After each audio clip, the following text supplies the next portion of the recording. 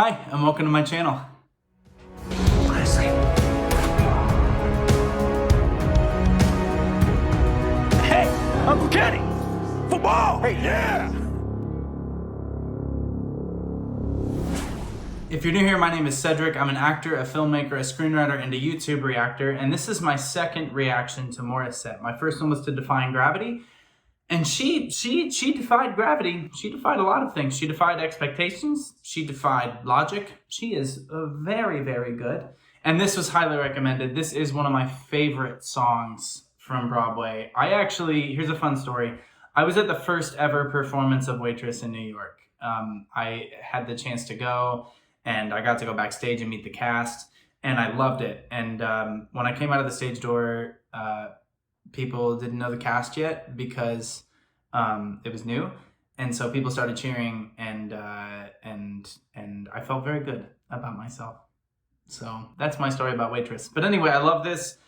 There's already a cover that I love from this, and if you haven't seen it, I highly recommend it. But Jeremy Jordan just had, I mean, it's Jeremy Jordan, first of all, like, what more needs to be said? But Jeremy Jordan has a great version of this song that I just love, and I love singing it myself. And I'm excited to hear what she does with it because she does have such a unique, sweet, powerful voice. Again, just coming off Defying Gravity, she just had such a unique take on that song. And it's really hard to own that song and make it yours because it's just so well known. And this one perhaps less well known, but people who know it probably love it and certainly have an identity of what it is and know what it is. And so it's hard to take that and make it your own. And I'm excited to see how she does it. I have no doubt that she will. So I'm excited to get into some of her actual, like, her songs, but I wanted to get a little bit more of a taste from songs that I knew but have never heard her do, and to see where she chooses to take it, because this is also a song that has a lot of options in it, a lot of places you can go with it. Before we do all that, I want to say thank you to my patrons on Patreon. Thank you for your support. Thank you so much just for the opportunity to write my scripts and do my auditions, and etc., etc. You know everything that's happening. Some of you know there's things going on that I can't talk about, and I appreciate all of your support as we do that. Sorry, my camera just hit low battery. I hope it still recorded all that. On top of that, I do have a movie coming out, a movie that I wrote and was then cast in, which is exciting, from United Front Films. It's called Forbearance. Came out August 30th in the United States, and it's coming out soon on Prime and I think Vudu and a few other platforms. It's going to come out in September, but it is currently available on several platforms. Info for that is in the description of this video, but I wrote it, and the company liked it and made it and cast me in it, which was very, very cool. It's very personal, very emotional, bring tissues and probably like ice cream, because it's what I'm going to need when I see it.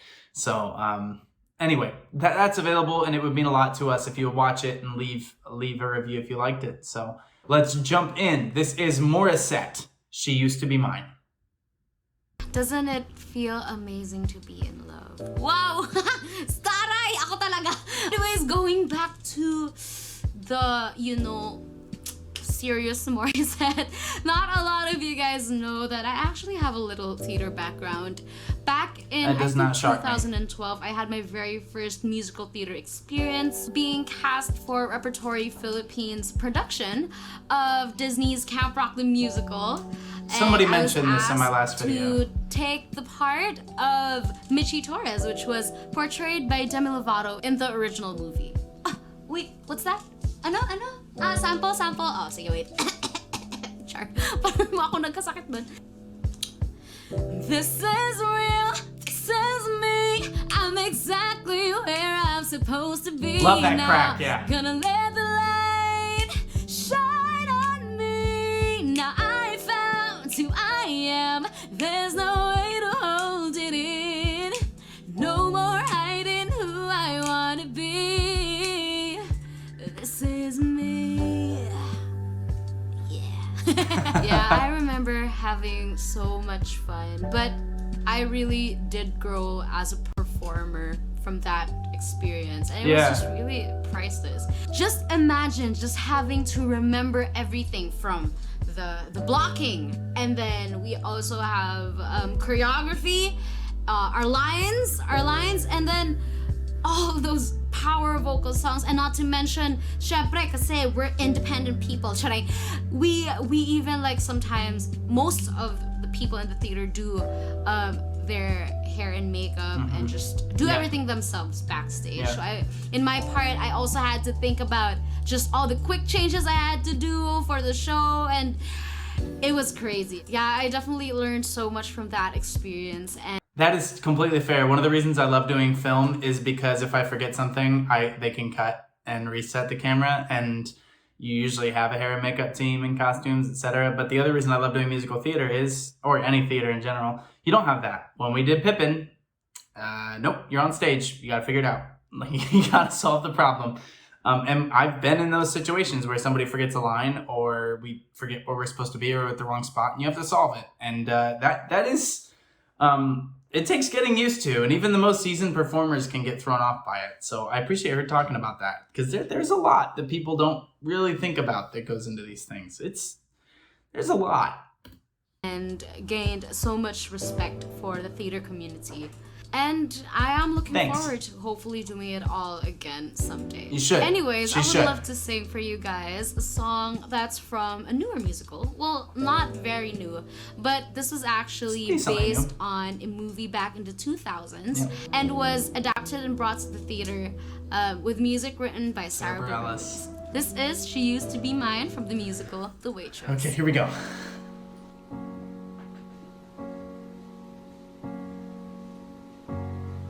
It's not simple to say. Nice accent. That most days nice, she's doing it. I don't recognize me. That these shoes and this apron, that place and its patrons have taken more than I gave them. It's not easy to know I'm not anything I used to be, although it's true I was never attention sweet center. I still remember that girl. Yeah, so a couple things that I really like so far. She's not overplaying the song. She's keeping it tight, she's keeping it close, she's not getting too big vocally or emotion-wise. Because Jenna is a character who is trying to contain herself. She's not trying to burst. She's trying to keep everything that is falling apart around her, tucked in this little pie. And you don't want the pie crust to break. You don't want it to explode. It's a really nice metaphor in the show. And so she's doing a wonderful job of trying to contain it while letting it slip out at times. And one of the ways that that's working is she's connecting all the phrases. It's not easy to know I'm not anything like I used to be, although it's true. Like she's connecting every single thought together.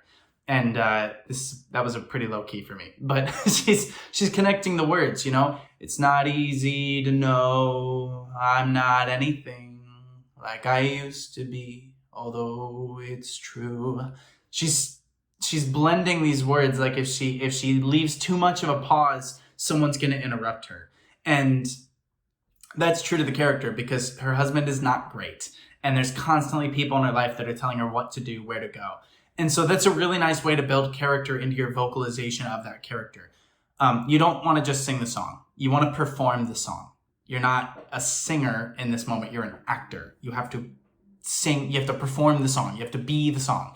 And so she's doing a really nice job doing that with technical proficiency, doing it with wonderful vocals. Now this is where the song gets a lot higher, so let's see where this goes. She's imperfect, but she tries. Nice. Tries. She is good, but she lies. Yeah. She is hard on herself. She is broken and won't ask for help. See, the emotions are starting to push. She is messy, but she's kind. Nice vibrato. She is lonely. Oh. Most of the time, she is all of this mixed up and baked in a beautiful pie. She is gone, but she used to be mine. Nice, nice, nice, nice, nice. So note the vowels that she's picking. She used to be mine. The word is mine, right? She used to be mine, but she's going, she used to be mine, because that lets her open up her mouth instead of going, mine.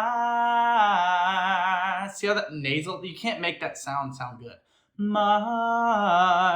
She is gone, but she used to be mine.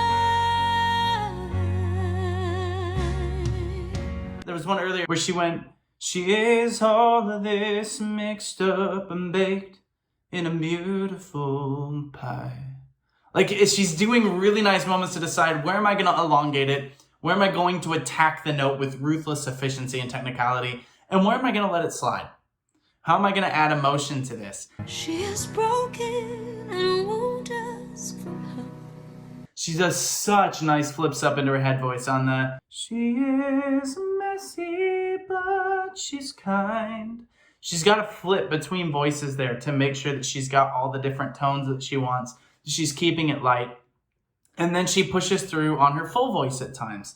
And so this is how we can conjure up emotions without forcing it. And she did a nice job of building emotions through there and kind of letting it out on mine. And the thing I like about it is, if we were to rewatch this chorus, and let's do that. Let's just rewatch the chorus somewhere right around here. She's talking to herself. It doesn't feel like she's talking to us. It feels like she's talking to herself, justifying, yeah, she's messy, but she is kind. And she's lonely most of the time. Like, it's the first time that Jenna has let herself feel seen by anyone, let alone herself. And it's such a gorgeous moment. She's playing it so well. Most of the time, Go back a little bit further. There. but she's kind. See how those are connected? She is lonely. Most of the time, she is all of this mixed up and baked in a beautiful Pie, yeah. She is gone, but she used to be mine. Did you hear that flip? She used.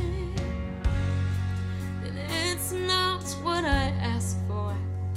Sometimes life Nice run. just slips in through a back door and carves out a person and makes you believe it's all true. And now I got you. You're not what I asked for. Nice. She's going a little bit behind there. I like it. If I'm honest, I know I would give it all back for a chance to start over and rewrite an ending or two. For the girl Nice. that I know Nice. who'd be reckless just enough. Nice.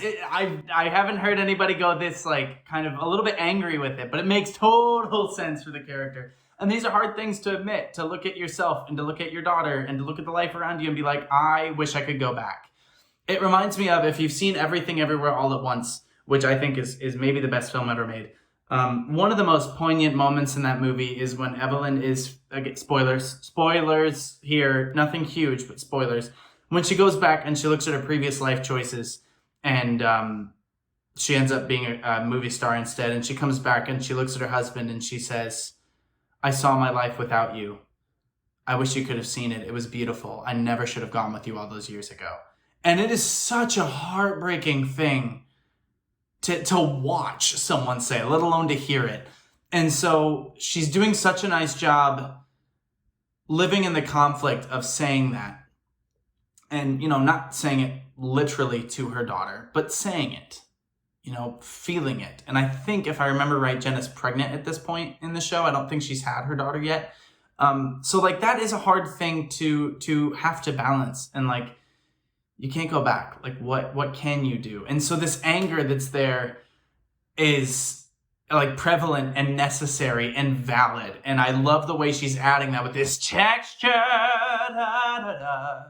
But notice how she's going da da da da da da. She's anger and then she's sad.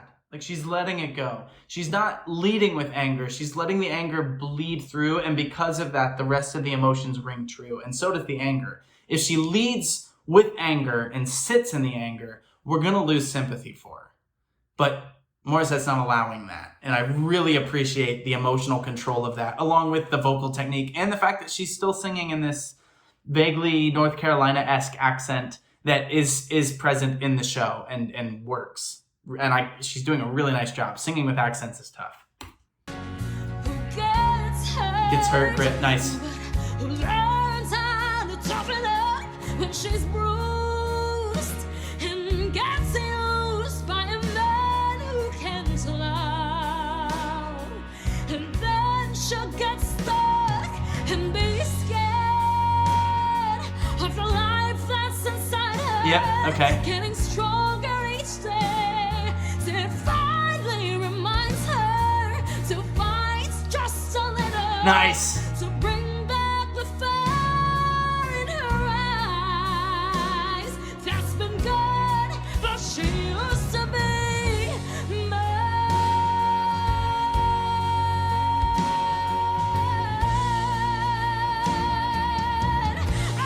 She used to Ooh. be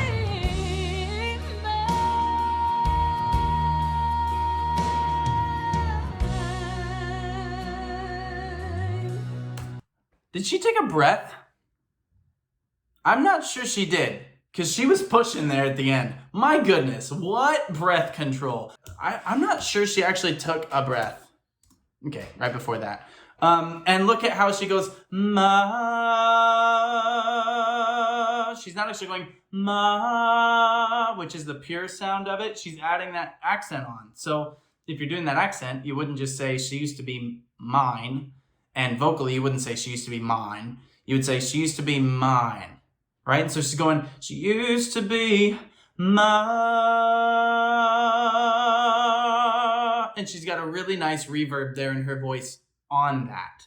And so she's singing it in the accent because it's so long, she can't get away with not doing that.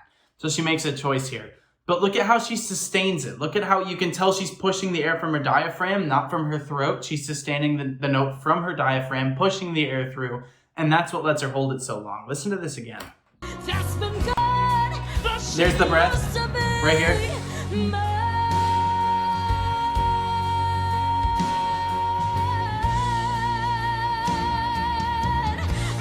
She used to be mine.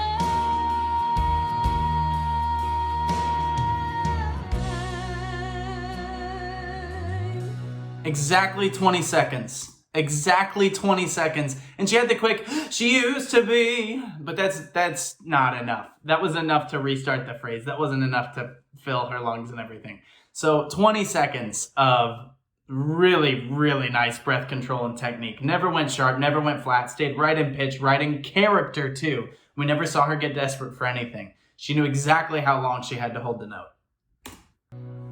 She is messy, but she's kind.